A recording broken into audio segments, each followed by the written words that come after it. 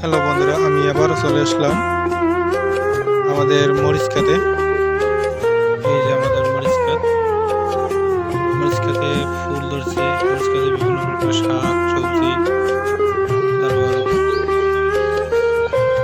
বেগুনি গাছ লাগানো হয়েছে এবং নানান প্রকারের শাক।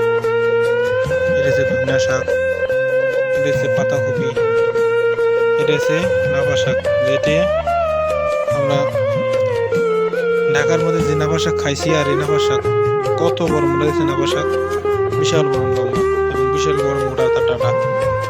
এই নাপা শাক আমি একটা জিনিস বুঝি, বাড়ি যে নাপা শাক তরতাজা নাপা শাক খাইতে এত পরিমাণে স্বাদ। আর ঢাকা শহরে যে আমরা যে নাপা শাকটা খাই, এরকম চিকন চিকন ডানটা, কিন্তু সিদ্ধ হয় না, কিছু হয় না। কিন্তু এই নাপা শাক যদি আমরা রান্না করি, এত পরিমাণের সিদ্ধ হয় আর খাইতে এত পরিমাণে সুস্বাদু, যা বোঝার মতো না। দেখো, এই যে এখন মরিচের ফুল ধরছে, কত সুন্দর মরিচের ফুল ধরছে। আবার কিছু কিছু গাছে মরিচের ফুলে মরিচ ধরছে, কত সুন্দর মরিচ ধরছে। মরিচ বাড়িতে আবার মূলা লাগানো হয়েছে, মূলা লাগাইছে, পাতাকপি, ফুলকপি আছে। মরিচ বাড়িতে আজকে আর পানি দেবো না, সম্ভবত কালকে দেবো। এই যে এটা চেনেন আপনারা, দেখছেন মরিচ বাড়ির মধ্যে আরেকটা কি, এটা হচ্ছে শালগম। ঢাকা শহরের মানুষ শালগম খুবই বেশি চলে, আমাদের এদিকে ফুলকপি বলে।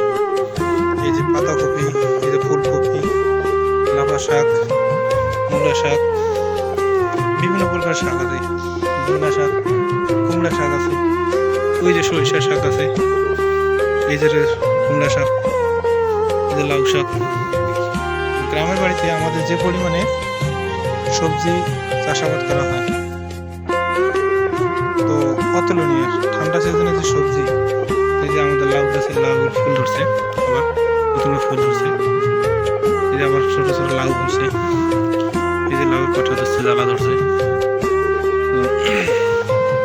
খুব সুন্দর। গ্রামের পরিবেশটা আসলে অসাধারণ। তা